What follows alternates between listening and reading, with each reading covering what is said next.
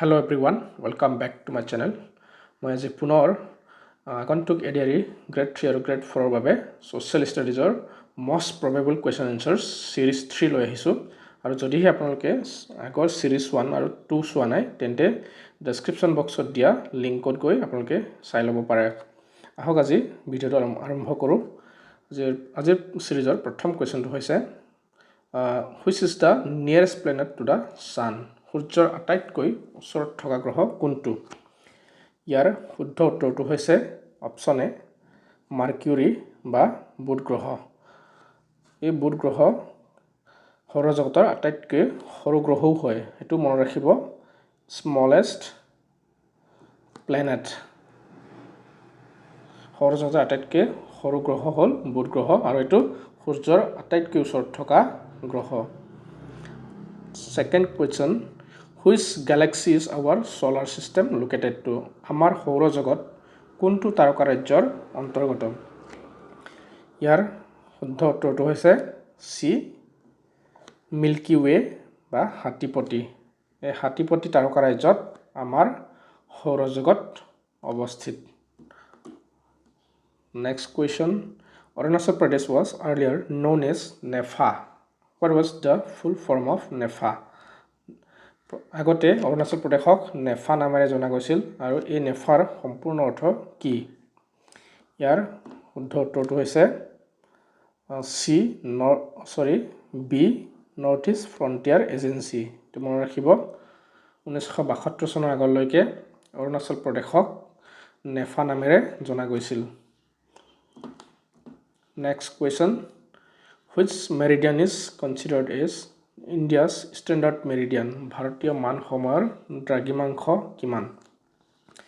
আৰু ইয়াৰ শুদ্ধ উত্তৰটো হ'ল option C 82 degree 30 second. Second দিবলৈ থাকি গ'ল 82 ডিগ্ৰী 30 সেকেন্ড ইষ্ট। এটো ভাৰতীয় মান সময়ৰ দ্ৰাঘিমাংশ হয় আৰু এটোৰ ওপৰত বেছ কৰিয়ে ভাৰতীয় মান সময়টো নিৰ্ধাৰণ কৰা হয় আৰু এটো ক'ত অৱস্থিত? এটো মিৰ্জাপুৰটো ক'ত আছে? এটো উত্তৰ প্ৰদেশত আছে। উত্তৰ প্ৰদেশৰ মিৰ্জাপুৰৰ মাজেদি এই 82 ডিগ্ৰী 30 সেকেন্ড ইষ্ট দ্ৰাঘিমাংশ পাছ হৈছে। নেক্সট কোৱেশ্চনটো লৈছো 45 number question, in which layer of earth's atmosphere ozone layer is found? বায়ুমণ্ডলৰ কোনটো স্তৰত অজন স্তৰ অৱস্থিত? বায়ুমণ্ডলৰ অজন স্তৰটো অৱস্থিত ষ্ট্ৰেটোস্ফিয়াৰত। মনত ৰাখিব, অজন স্তৰটোৱে আমাক সূৰ্যৰ পৰা অহা অতি বেঙুনীয়া ৰশ্মি অহাত বাধা দিয়ে, যিটো অতি বেঙুনীয়া ৰশ্মি আমাৰ কাৰণে খুবেই ডেঞ্জাৰাছ হয় আৰু হেতু ক'ত এই অজন স্তৰটো ক'ত অৱস্থিত হয়? এটো ষ্ট্ৰেটোস্ফিয়াৰত। মনত ৰাখিব। Next question, which of the following is not a component of human made environment? তলৰ কোনটো মানৱ সৃষ্ট পৰিৱেশৰ উপাদান নহয়? ইয়াৰ শুদ্ধ উত্তৰটো হৈছে ডি মাটি, কাৰণ মাটিটো মানুহৰ সৃষ্টি কৰা উপাদান নহয়। বাকিখিনি সোসাইটি, স্কুল, মাৰ্কেট এইবিলাক মানৱ সৃষ্ট পৰিৱেশৰ উপাদান হয়। 47 number question, which of the following is not a kharif crop? তলৰ কোনটো খৰিফ শস্য নহয়? এতিয়া হুইট, গেহু, কপাহ, ধান, সুগাৰ কেন, কুঁহিয়াৰ এইবিলাকৰ ভিতৰত ঘেহুটো হৈছে ৰবি ক্ৰপ। এটো খৰিফ শস্য নহয়, এটো ৰবি শস্য হয়। বাকিখিনি খৰিফ শস্য। 48 number question, what is Upanishads often called? উপনিষদক প্ৰায়ে কি নামেৰে জনা যায়? উপনিষদক বেদান্ত নামেৰেও জনা যায়। বেদান্ত মানে বেদৰ অন্ত আৰু এটো উপনিষদৰ আন এটা নাম। So C is the correct answer. 49 number question, where does the word Sufi originate from? কি শব্দৰ পৰা সুফি শব্দটো আহিছে? ইয়াৰ শুদ্ধ উত্তৰটো হৈছে সি সুফ শব্দৰ পৰা সুফি শব্দটো আহিছে আৰু এই সুফ শব্দৰ অৰ্থ হ'ল one who wears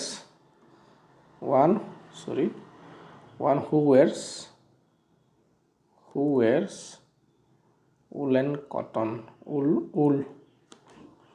ঊলৰ দ্বাৰা নিৰ্মিত যিটো কাপোৰ পিন্ধে হেতুক সুফ বুলি কয় আৰু এই সুফ শব্দৰ পৰা সুফি শব্দটো আহিছে আৰু এটো আৰবিক শব্দ হয় it's a Arabic word to Arabic শব্দ হয় so next question how many committees were appointed in the Constituent Assembly of India to frame the Constitution of India ভাৰতৰ সংবিধানখন প্ৰস্তুত কৰিবৰ বাবে 1946ত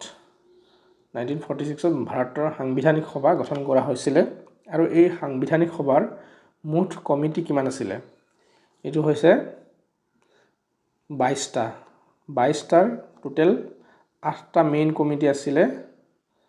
কমিটি আছিল বাকিখিনি সাব কমিটি আছিল সো টোটাল কিমান হ'ব 22 is the correct answer 51 number question directive principles of state policy of Indian constitution can be divided into how many types ভাৰতৰ নিৰ্দেশাত্মক নীতিবোৰক কেইটা ভাগত ভগাব পাৰি নিৰ্দেশাত্মক নীতিবোৰ DPSP বুলিও কয় DPSP directive principles of state policy আৰু এটোক আমি তিনি প্ৰকাৰত ভাগ কৰিব পাৰো হেকিটা হৈছে গান্ধীয়ান তাৰ পিছত সমাজবাদী আৰু liberal intellectual প্ৰিন্সিপলস next question which Mughal emperor built Ibadat Khana কোন মুঘল সম্ৰাটে নিৰ্মাণ কৰাইছিল ইয়াৰ শুদ্ধ উত্তৰটো হৈছে বি আকবৰে 1575 খ্ৰীষ্টাব্দত ইবাদত খানা নিৰ্মাণ কৰাইছিল কোন নিৰ্মাণ কৰিছিলে পাঠে পুৰচিক্ৰী এটো মনত ৰাখিব ইবাদত খানা কোট নিৰ্মাণ কৰা হৈছিল তেনেকুৱা কোৱেশ্চন আহিব পাৰে এটো কোট কৰিছিলে এটো পাঠে পুৰচিক্ৰী আৰু 1575 খ্ৰীষ্টাব্দত এটো মনত ৰাখিব ইম্পৰ্টেন্ট কোৱেশ্চন হয় 53 number question during the rule of which emperor Mughal paintings reached its zenith কাৰ শাসন কালত মুঘল চিত্ৰকলাৰ চৰম উৎকৰ্ষ সাধন কৰিছিল ইয়াৰ শুদ্ধ উত্তৰটো হৈছে অপচন বি জাহাংগীৰৰ দিনত মুঘল চিত্ৰকলাই চৰম উৎকৰ্ষ সাধন কৰিছিল 54 which is the longest highway in India ভাৰতৰ আটাইতকৈ দীৰ্ঘতম ৰাষ্ট্ৰীয় ঘাইপথ নাম্বাৰ কোনটো ইয়াৰ শুদ্ধ উত্তৰটো হৈছে অপচন সি 44 NH 44 আৰু এটো আগতে 7 NH 7 আছিল আগতে এতিয়া NH 44 বুলি নামকৰণ কৰা হ'ল আৰু এটো ভাৰতৰ আটাইতকৈ দীঘল ৰাষ্ট্ৰীয় ঘাইপথ আৰু এটো কৰপা কৰলৈ গৈছে এটো শ্ৰীনগৰৰ পৰা শ্ৰীনগৰ টু কন্যাকুমাৰীলৈ গৈছে কন্যাকুমাৰী আৰু ইয়াৰ লেন্থটো হৈছে টোটাল দৈৰ্ঘ্যটো হৈছে 3745 কিলোমিটাৰ এটো আপোনালোকে মনত ৰাখিলে ভাল আৰু কৰপা কলৈ গৈছে এটো মনত ৰাখিব শ্ৰীনগৰ টু কন্যাকুমাৰী এটো আটাইতকৈ ভাৰতৰ দীঘল ৰাষ্ট্ৰীয় ঘাইপথ 55 in which year Reserve Bank of India was established Reserve Bank of India কোন চনত establish কৰা হৈছিল এটো হৈছে 1935 1935 চনত 1934 চনৰ ৰিজাৰ্ভ বেংক আইনৰ জৰিয়তে এটো establish কৰা হৈছিল next question what is the full form of NABARDৰ সম্পূৰ্ণ ৰূপ কি ইয়াৰ শুদ্ধ উত্তৰটো হৈছে D option D National Bank for Agriculture and Rural Development আৰু এই নাবাৰ্ড বেংকটো কেতিয়া এষ্টাব্লিছ কৰা হৈছিলে এটো কেতিয়াবা সোধে এটো হৈছিলে 1982 মনত ৰাখিব 1982 চনত নবাৰ প্ৰতিষ্ঠা কৰা হৈছিল 57 who was the last king of Pala dynasty in ancient Kamrup পাল বংশৰ শেষ ৰজা কোন আছিল ইয়াৰ শুদ্ধ উত্তৰটো হৈছে অপচন ডি জয়পাল পাল বংশৰ শেষ ৰজা আছিল Next question, what was the name of Bhagadatta's daughter? Bhagadattar জীয়ৰীৰ নাম কি আছিল? ইয়াৰ শুদ্ধ উত্তৰটো হৈছে এ ভানুমতী ভগদত্তৰ জীয়ৰী আছিল আৰু তেওঁ কাৰ লগত বিয়া হৈছিলে তেওঁ বিয়া হৈছিলে দুৰ্যোধনৰ লগত তোমাৰ ৰাখিব দুৰ্যোধনৰ লগত ভানুমতীৰ বিয়া হৈছিলে আৰু ভগদত্ত কোন আছিলে ভগদত্ত আছিলে প্ৰাচীন কামৰূপৰ ৰজা আৰু তেওঁ কাৰ পুতেক আছিলে নৰকাসুৰ তোমাৰ ৰাখিব হয়তো পৰীক্ষাত এটো আহিব পাৰে ভগদত্তৰ কাৰ পুতেক আছিলে তেনেকৈ আহিলে তেতিয়া আমি নৰকাসুৰক দিব লাগিব Question number 59 দখনা is worn by which tribal women দখনা কোন জনজাতিৰ মহিলাসকলে পৰিধান কৰে ইয়াৰ শুদ্ধ উত্তৰটো হৈছে বি বড়ো মহিলাসকলে দখনা ড্ৰেছটো পৰিধান কৰে Question number 60 who is the writer of কথা গীতাৰ লেখক কোন আৰু ইয়াৰ আনসাৰটো হৈছে অপচন এ